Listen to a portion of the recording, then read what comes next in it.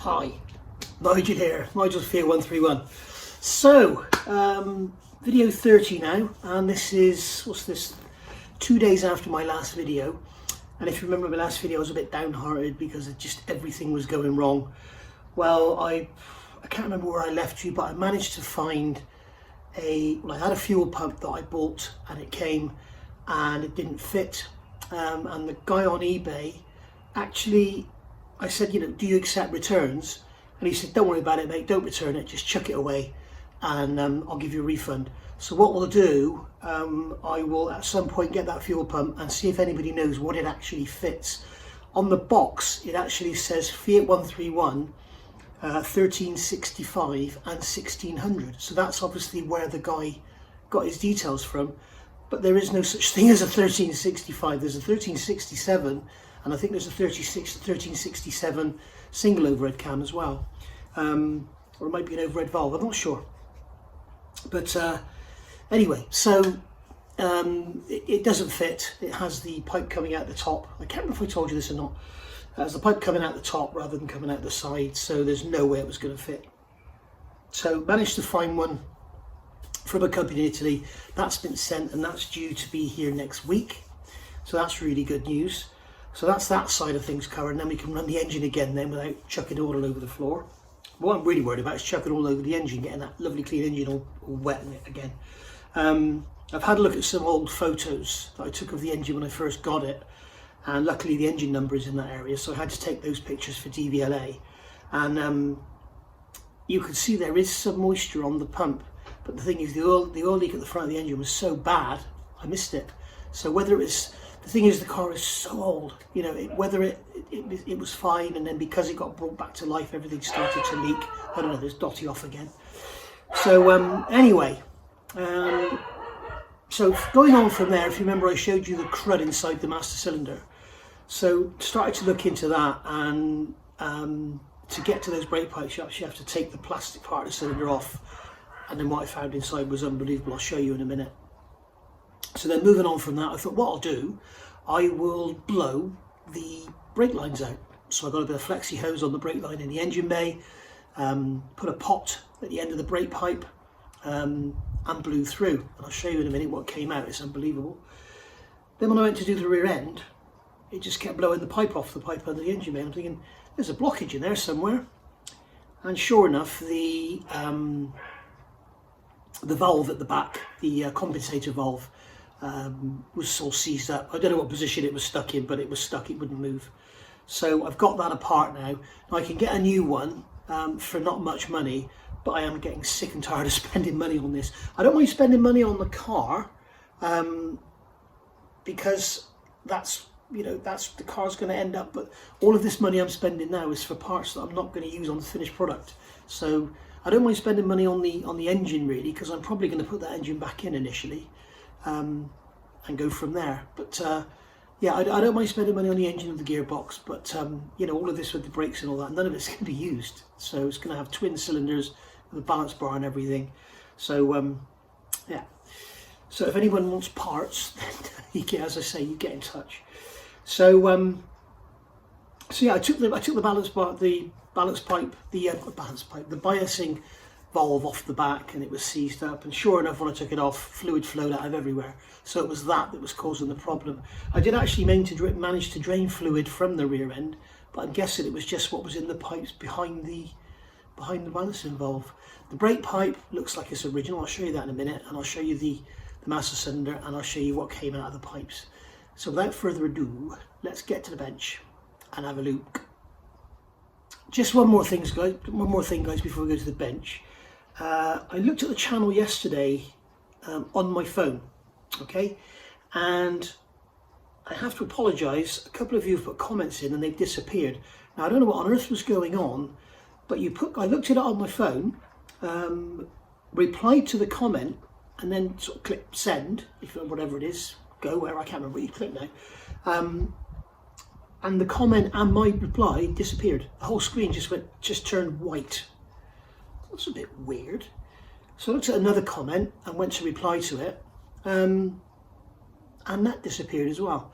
So the second one was just a guy, sorry, was a guy saying that he was very appreciative of the content, even though he's not into cars, and he likes my style. So, you know, and I was just replied, thank you very much. So I want to say thank you very much to that gentleman, and I'm sorry your comment has disappeared. I haven't deleted it, I can assure you. Well, I have, but not knowingly. The other comment was from a guy who said, when you got this car, you said you were going to be driving it around for a few weeks in the summer and then starting on the Abarth project. Now you're talking about snow and ice and salt. Okay, so let me explain myself. When I got this car, I was expecting to have to put some tyres on it, perhaps have a look through the brakes, you know, clean the brake, change the brake fluid, something like that. And that was, you know, maybe give it an oil change, and that was about it. As it turned out, as you know, I had that oil leak literally came on in minutes. So so that had to be dealt with. And then, as you know, when I stripped the engine, I found I had bent valves and springs, so that had to be dealt with.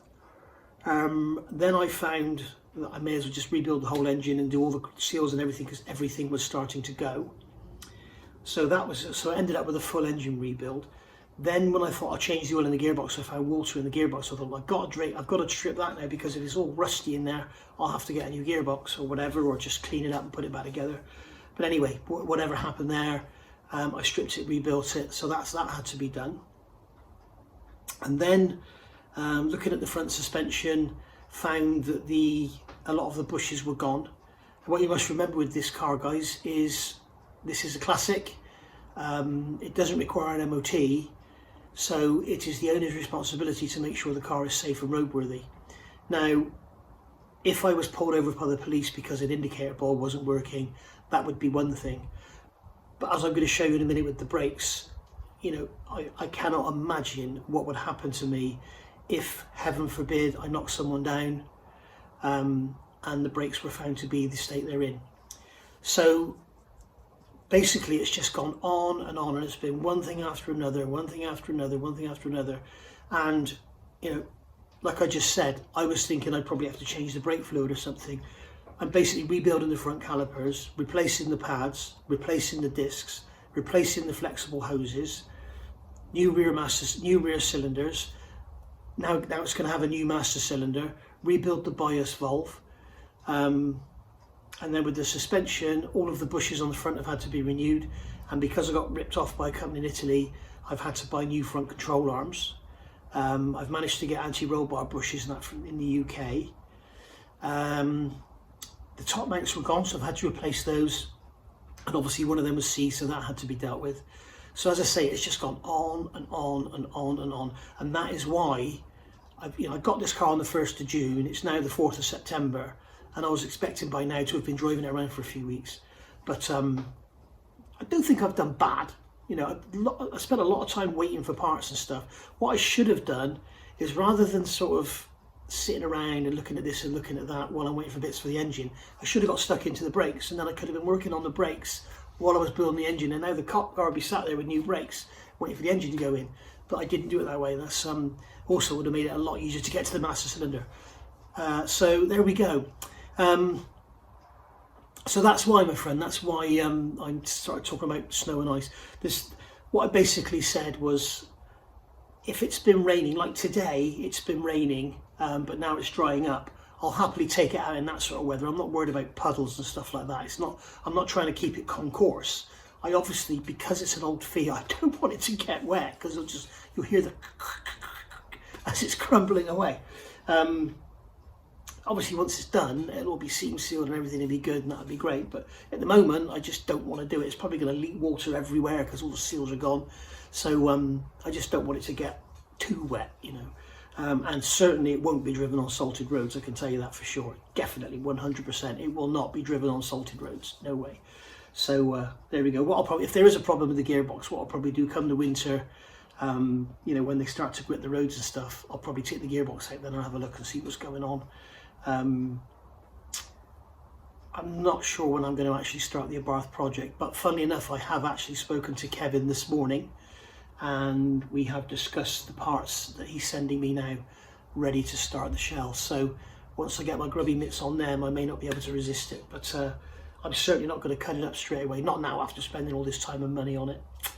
So there we go. My mum's actually asked me, she's actually commented, you know, I don't know where you get the patience from. And she's actually said to me, bless her, I know she watches these videos, hi mum. She's actually said to me, you know, if I want to just jack it and call it a day, then, you know, do it, don't feel embarrassed. I can assure you I wouldn't feel embarrassed. What I would do if I wanted to jack it in and call it a day, I would get it running, have it on the road, driving and everything, and then just sell it. I'm not gonna just scrap it and get it towed away or something. That's not gonna happen. So don't worry about that. Right, so that's answered those few questions, and as I say, I will in future, I won't try to, well, I've done it before, I don't know what went wrong.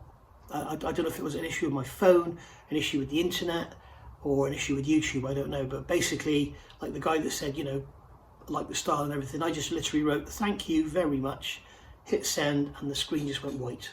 And then his comment disappeared. So, I don't know what happened there. Anyway, stop waffling, let's get and have a look at what we got. Okay, so we'll go backwards. First of all, here's the brake bias involved. That's the actual body of it there, and I've got it soaking in paraffin because the one end is absolutely caked in grease, and the grease had turned like rubber. It was so hard, it had gone like soft rubber, you could just peel it off. And there's the end cap that comes off. I had to make a tool to undo it. You can see it's got there's two 8mm holes in there, and they're spaced 12mm apart on the centers. So just drill two 12mm holes in a piece of steel bar, put 2 bolts in there, undone it. There's the valve that comes out of the inside. It's got this valve there. You can see the rubber's slightly distorted, but it's all free and moving. If I put it back in and it leaks, I'll just buy another one. As I say, because I'm responsible for the condition of the car, I won't just bypass it. I know in the past with Lancia Betas, what you do is the line that comes out of this, you basically pretty much crush the fluid line, so you get next to no braking at all on the back end, and that makes them a lot more controllable, and you can drive them, pivot around the front wheels then. But of course they're front wheel drive, so it's a different story. So here's the brake pipe that came out of the back. Now I'm looking at it here, and the rubber looks good. It doesn't look to be perished at all. However, when you look at it, it's got the protective coating on it, which you assume was put on from new. So one has to assume that this pipe is 43 years old.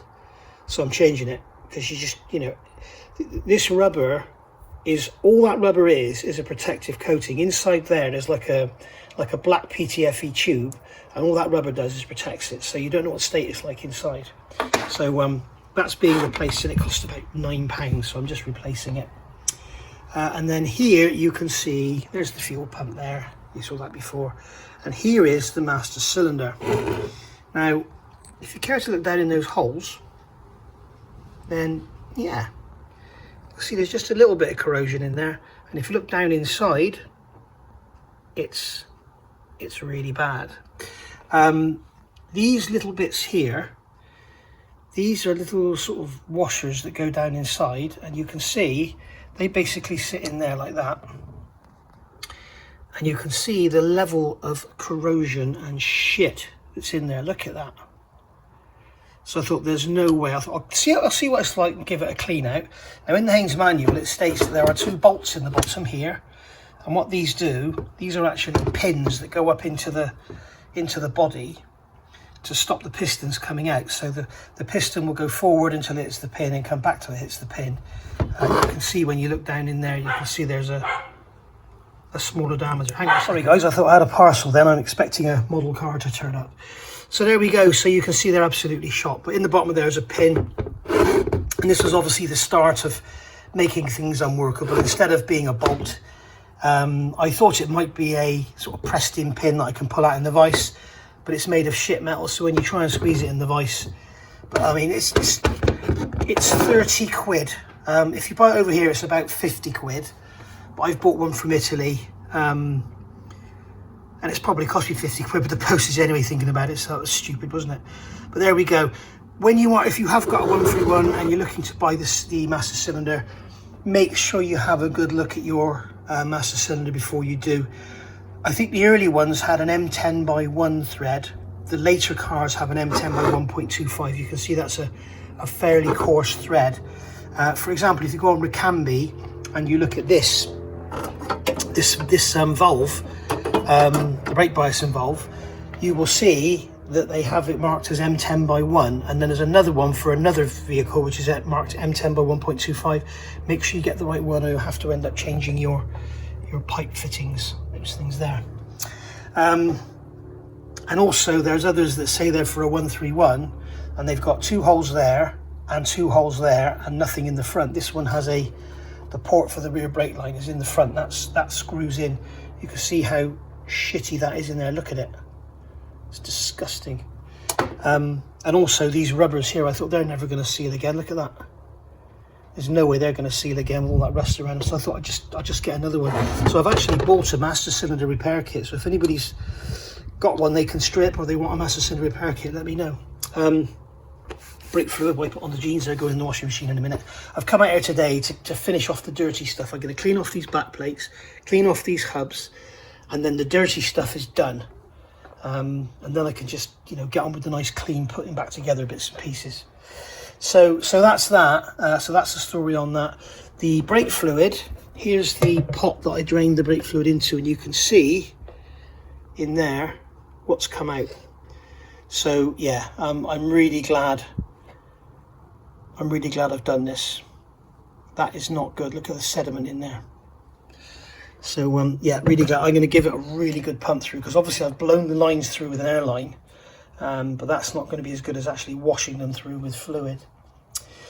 So there we go. We've got the calipers here still. I've got the compressor all charged up, ready to blow them out. So I may do a caliper build in this video. We shall see. I don't think I will, but we shall see. And that's that. This brake bias valve, by the way, guys, needs to be set up. What it basically does, for those that don't know, it's got this rod. This end of the rod is attached to the axle, and this end of the rod is attached to the brake bias valve. Okay, and as the axle goes up and down, the rod moves.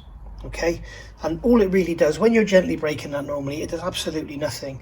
But if you slam the brakes on and you've got no weight in the boot, the back end lifts, this comes up, it holds the valve shut, and it restricts the flow to the rear, so it stops the back end locking up.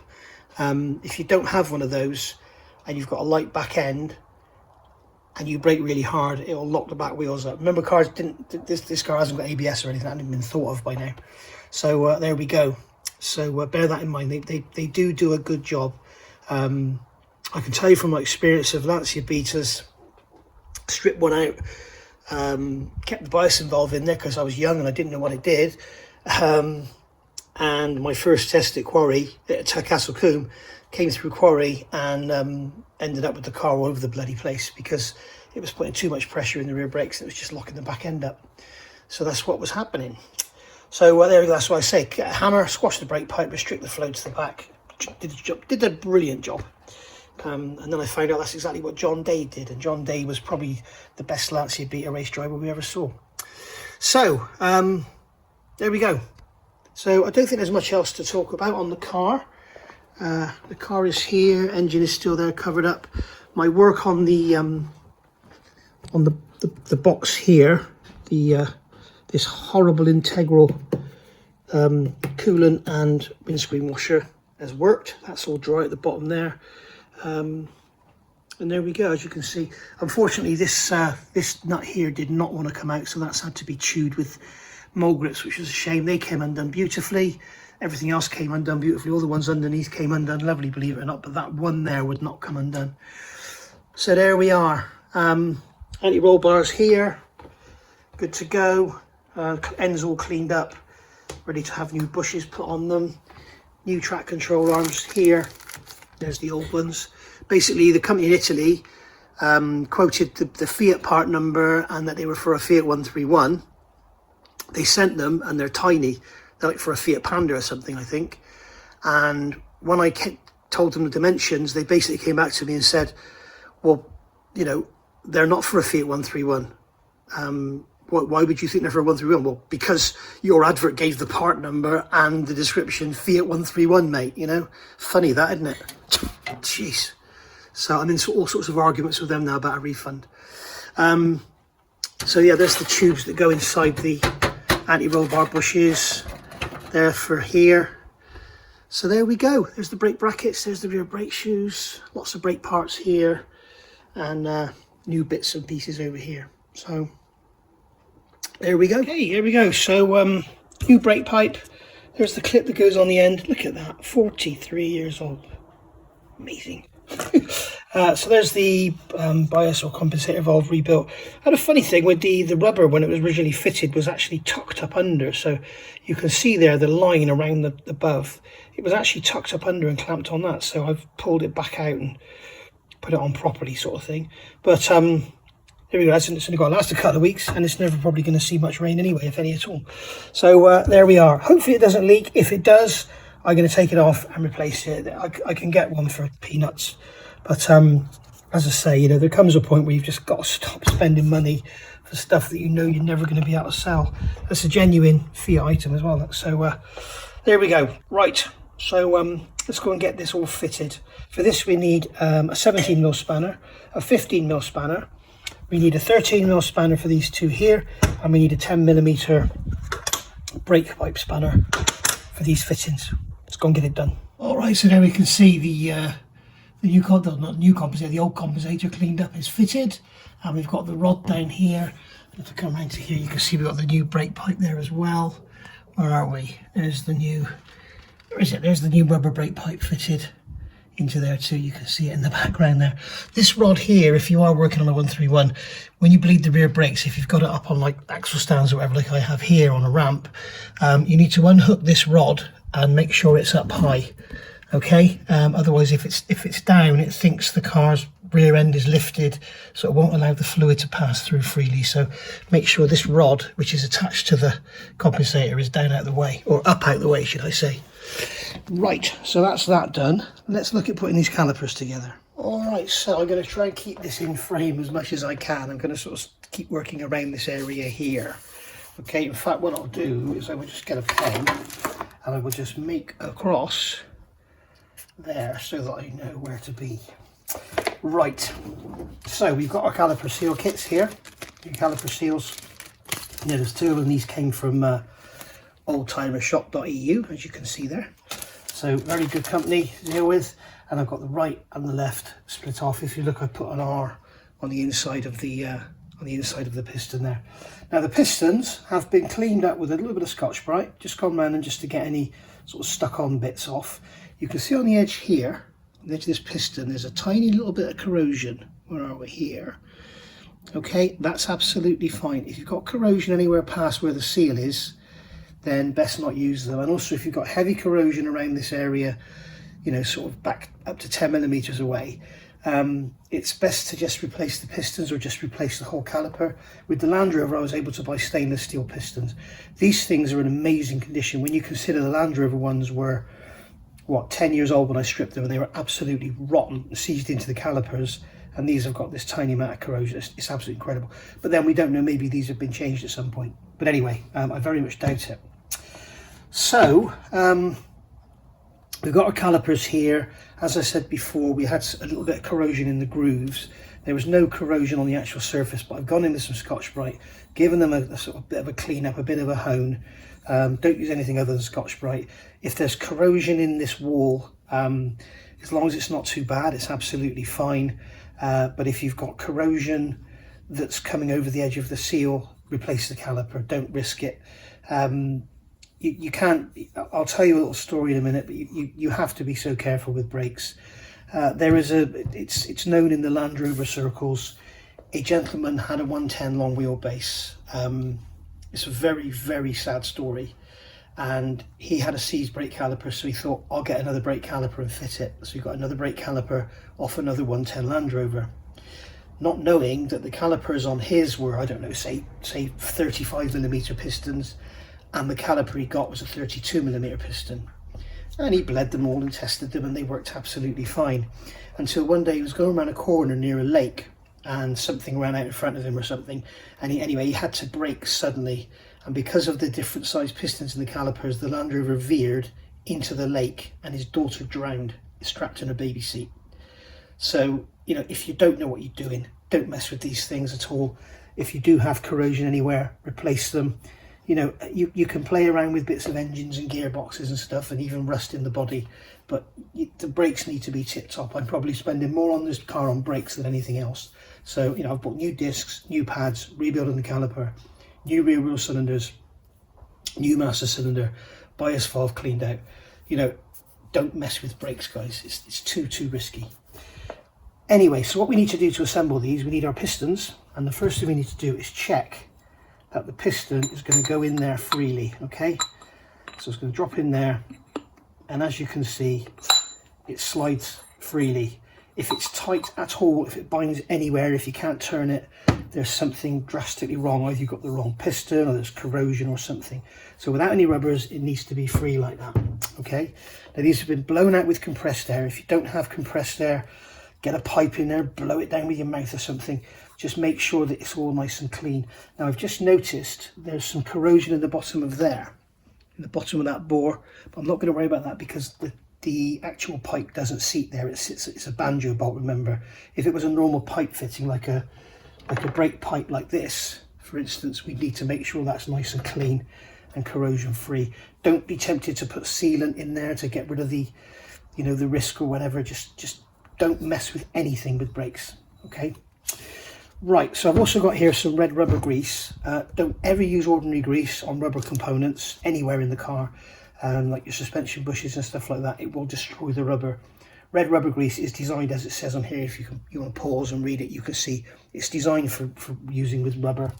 And I've also got some brake fluid here and a little paintbrush so that I can lubricate the seals and everything. So do first is get the seal kit out. Notice I'm working on a nice clean piece of cardboard here. Okay, and everything's nice and clean. So we've got the piston, the seal here. Now what I'm not sure about is whether you can fit this over the piston before it goes in, or if you have to put it in after. Sorry, if it goes in after or if you have to put it in before, I'm not sure. Now if you put that in there like that, we should be able to get that in after the piston's in there. So what I'm going to do is put the piston in without the seal. Okay, and I'm going to see if I can get this to go in. Yes, I can. The piston goes back enough. On some calipers, like for instance, I know on a Ford Mustang, you have to put the seal in before the piston because basically the diameter of the piston is what's keeping the seal in place. Okay, so with this one we can put them in after. So we've got the seal here. Okay, now the way these are made, these are actually square in section. If I cut through there and looked at it on the end, it's like a square or a rectangle. When you look at them in a manual, you'll see that they've got like a taper to them, and they've got a taper so that if that's the caliper there, the taper is that way. Okay, so that the fluid is pressing against the lip. If it was that way, the fluid could get past the lip. Okay, and what they do is they machine that groove in there where the seal goes. The groove I'm pointing at there is actually machined with an angle, so when the seal goes in, it actually sits on an angle. So we are just going to put this seal in. Notice I'm using my fingers, I'm not using any tools. We don't want to be, even a piece of wood, don't use anything unless you really have to. What I might end up doing with the dust seals is using the back end of the paintbrush. But here I'm just going to pop this in into that groove. I know you probably can't see what I'm doing because it's all too dark and obscure. And there we go, that's gone in there. Lovely. So just run your finger around, make sure it's nice and smooth, so you can see that seal's gone in there beautifully. Okay, and then I'm going to take some brake fluid and the paintbrush. I've already wiped the paintbrush off to make sure it's clean. And what I'm going to do here is brush some brake fluid into the bore. It doesn't matter if it gets splashed around, it doesn't matter at all. Make sure you're using the same brake fluid spec as you're going to use in the car. I've bought another bottle, I'm just using .4. Okay, as we all know, I've said a million times, these brakes have only got to last a few weeks. So there we go. Okay, so there we are, there's the piston. So that's going to drop in there, and then we can slide that back in. Now it's probably going to be fairly tight to go in.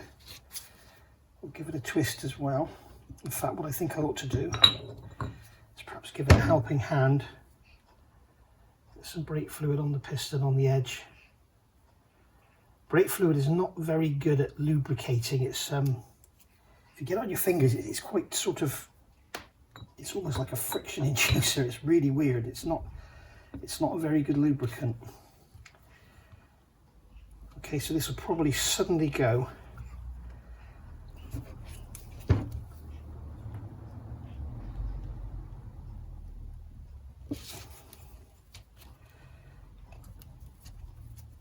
Yes, because the camera's on, it's playing hard to get, but it will go in, I can assure you.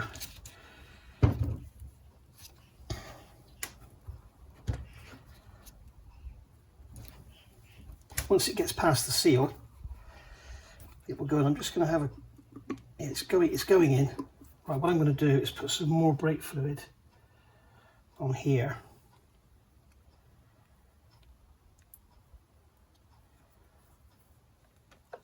Okay, there we go, it's going now.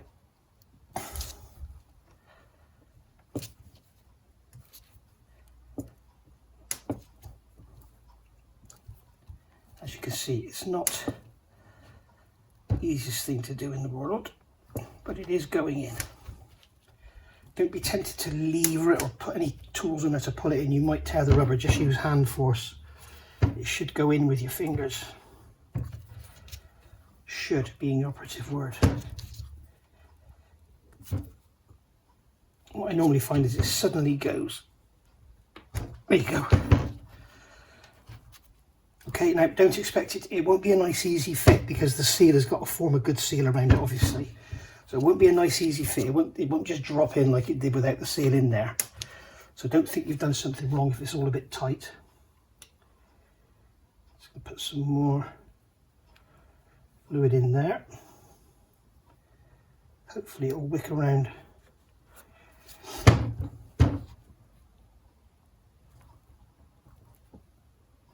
As I say, it's going, but it's very, very slow.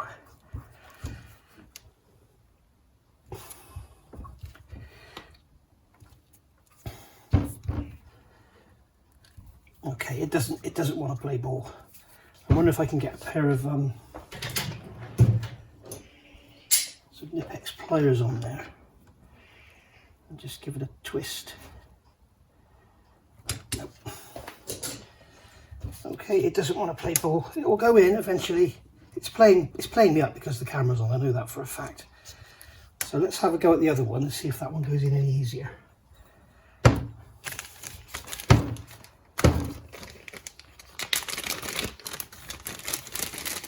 What I might be tempted to do with this one is put a piece of wood across to push down to give me better, not to lever it in, but just to put the wood across there. Oops. Put the wood across here, just press down, so I'm using the wood like a bar, if you like. So this seal, this has all been cleaned out in here, all blown out and everything. So this seal is going to pop in here, just like the other one. I don't believe this. I got the piece of wood, I've wrapped it in a piece of cloth to not get any dust or wood shavings down there. And then I just, because it was a bit too far, I had to push it down and I just gave it a little shove and then it went all the way. It hasn't quite gone all the way.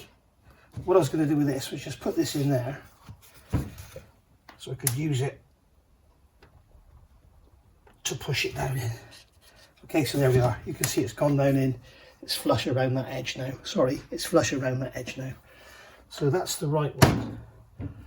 So now we'll get the left one and do the same. I'm going to put the top back on this brake fluid bottle because I know a brake caliper is going to fall over and knock it over. So we'll put that on there like that. Let's get these seals out of the way. And then I should be able to just push that. Blimey, it does not want to go in, this one. What I am doing is looking, and I can see that it's still, you can see the piston is still moving and rocking. So that means it's not bound or anything, it's not in there on an angle.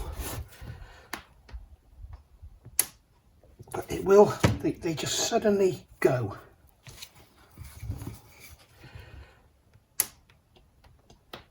At the end of the day, if you do need to use something to force it in there, as long as it's light pressure, it will go.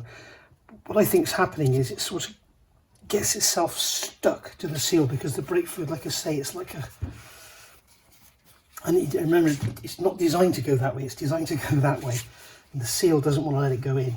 Alright, so there we go. What I've done is just very gently pinch them in there with a vice. It's no problem. They've gone in lovely. So I've often been asked, when you put the brakes on, what makes the pads come off the discs? If the discs are running perfectly true, why don't the pads just stay rubbing the discs? And if you look here, this is the reason the seals are square. If I push this piston in, when I let it go, see it comes back out? Because they're square, whatever direction you go in, when you release the pressure, it'll come back. It's basically what it's doing, it's sort of pushing the seal over into like a parallelogram shape, and then it has to come back. And that's what pulls the pads back off or lets the pads travel back off the disc. So when you've got the hydraulic pressure going in here, and it's forcing the piston out, when you take the pressure off, it goes back in. That's how it works. Okay, so let's get back to the bench and get these dust seals in. Okay, so I've got my rubber grease here. And what I'm going to do here is put some of this rubber grease, I'm going to put in the back of this seal. Okay, I don't want to use my fingers because I don't want to get my fingernails full of grease, because as a lot of you will know, I also have a modelling channel and I've got some reviews to do, and I can't do them with dirty, disgusting, stinking, bitten fingernails. Or should I say dirtier and more bitten than they normally are. So I'm just going to put some rubber grease in there, and I'm also going to put some in here. And the reason we do this, one, it keeps the rubber lubricated and soft, and two, not that it really matters for this car, but basically if you've got moisture, you're going through deep puddles and stuff like that, the brakes will get wet, especially if you go through Fords. And what will happen is the water will get in these seals, but then because it's in there, it doesn't come out. And especially if you only ever do short journeys, you really want to be careful not to get moisture in your brakes. Okay, so I used to have a neighbour that had a car, and he used to religiously, every sort of weekend, he would, at the evening, he would pressure wash his car to within an inch of its life, and pressure wash the wheels and everything, and then stick it in the garage. If you can imagine, you've driven water into places it's not designed to be, and then put it away and just let it fester. So that's what you need to avoid. Right, so we're going to see if we can get this seal in. I'm going to use the back end of the brush as a tool. Okay, so this should just push in like so. It certainly made it a lot easier in the old days than the modern calipers. The modern calipers, they can be quite awkward to get together, because you've got to, as I say, put this seal in first and then work the piston in. And I'm just going to work the screwdriver with the paintbrush around there. As you can see now, that grease is forming a lovely seal around the piston, so that any water that does splash up around the brakes now can't get in that gap. Alright, so that is basically our caliper done. Alright, now, next most important thing, you've got these holes here. You've got the bleeder hole, and you've got the actual hole where the pressure goes. So what I've got here are some dust caps. These are old, these are what they used to put on the pipes at Rolls-Royce. So that one's going to go into there, okay, and that will seal that one up. And then I've got a bigger one here. Okay, if you don't have these things, just use a bit of rolled up rag or something, but just cover up those holes. That's just a bolt hole there, it doesn't matter, but you don't want anything getting in there. So that can go on the shelf now, ready to be fitted to the car as a restored and rebuilt caliper. And don't worry about how tight the piston was going in, it will come out a lot easier than that, I can assure you. It's nothing like they were, if you remember when I took them apart and I had to blow them out and they came out with a right old bang. It's nothing like that. Okay, just notice it's got a mark in there, I don't know how it got that. But it doesn't matter at all. So there we go, that's our seals all fitted. Now you can see here, because this seal sits proud of the piston, when the pad goes in, it will push back on there, and that'll give you another sort of seal on there. What we could do is put some more grease in there if you want to. Just like so, just put some more grease in there, work it around. Just like that. There we are. So I'm going to call it a day there, guys. And when we come back for video, whatever it's going to be, I can't remember the numbers again because I'm useless. Then we'll look at putting the back axle back together, I think, and redoing the rear brakes. I don't think I'll film putting the shoes back in because it's one of my most hated jobs on any car is brake shoes. They're awful things. And there's no right or wrong way, you just got to get them in there. Okay, so thank you for watching. I'll see you all soon. Bye.